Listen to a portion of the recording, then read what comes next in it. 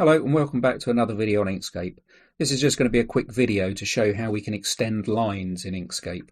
Sometimes we want to keep things in line. So we might want, for example, this corner, and this corner all in line.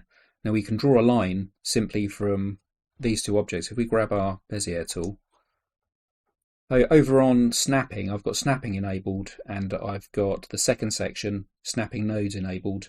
And we're snapping to paths and snapping to cusp nodes or corner nodes. So if we come down, we can snap to the corner of this rectangle and then we can snap to the corner of the blue rectangle. And we create ourselves a line. And what we want to better do is extend this line up so that we can then attach the yellow one to it and we know that all these are exactly in line.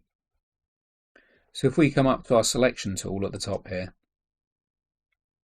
we can scale our line by holding Control to constrain the proportions so it stays in a straight line, and then dragging the top arrow out.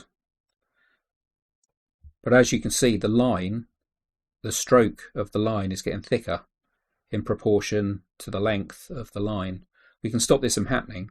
If we go up to the top here, we've got some scaling options, and this one controls the scaling of the stroke with the object. So if you turn this off, then press Ctrl Z to backstep. We do it again, so we press Control and drag out the arrow.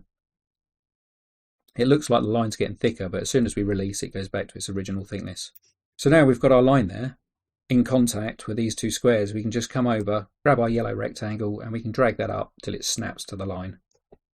And then we know that all of these are dead in line. So that's a simple way of extending your line. So you just hold down Control, make sure your scaling options off at the top here, and then you can drag out from the corner. Hope that's been helpful, and I'll see you in the next video.